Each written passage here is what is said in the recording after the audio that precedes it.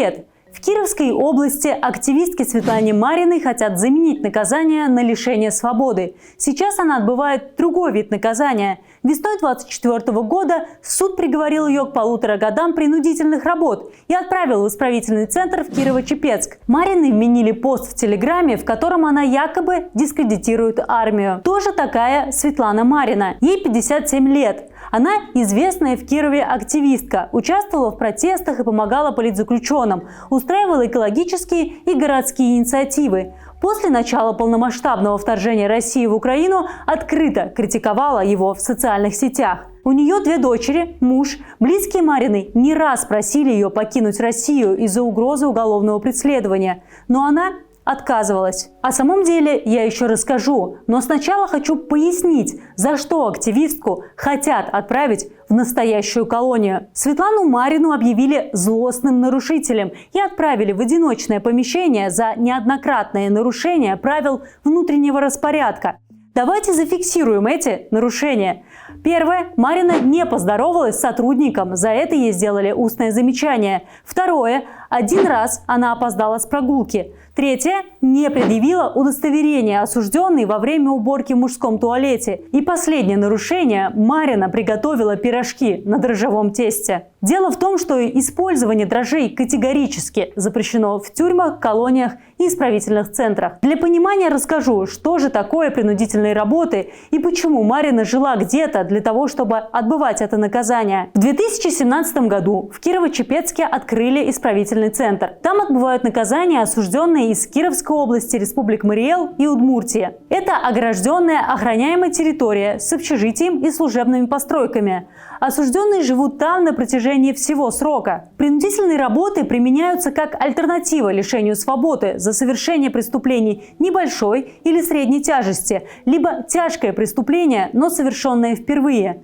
Заключенных помещают в специальный центр и ищет им работу на этот срок. Работу предоставляет центр, хотя часто она осуществляется не в самом учреждении, а за его пределами, в городе. Работу дают предприятия и предприниматели, имеющие соответствующий договор с исправительным центром. Выход с территории центра только по специальному разрешению. Часть зарплаты осужденного к принудительным работам уходит в доход государства. Чаще всего это от 5 до 20%.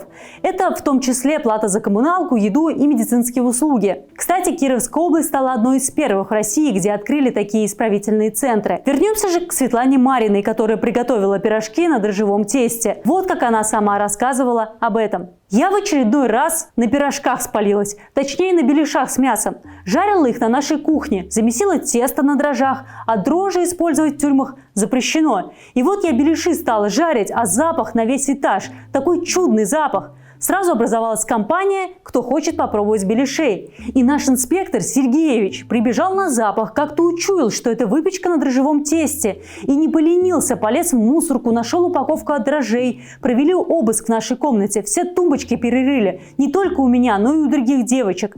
Мне объявили очередное взыскание, пришлось писать объяснительную на тему, почему мне захотелось беляшей и где я взяла дрожжи.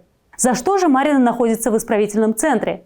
1 марта 2024 года Первомайский районный суд Кирова признал активистку виновной в повторной дискредитации российской армии и приговорил ее к 1,5 годам принудительных работ. По версии следствия, 29 августа 2023 года Марина опубликовала в телеграм-чате «Свободный Киров» видеоролик, в котором назвала российского военкора Владлена Татарского, его настоящее имя Максим Фомин, преступником, грабителем и убийцей, который и сам этого не скрывал. По мнению обвинения, активистка действовала, я цитирую, умышленно по мотивам политической ненависти и вражды, испытывая стойкую неприязнь к органам государственной власти и вооруженным силам России в связи с проведением специальной военной операции. Позднее проект «Поддержка политзаключенных Мемориал» признал Светлану Марину политзаключенной.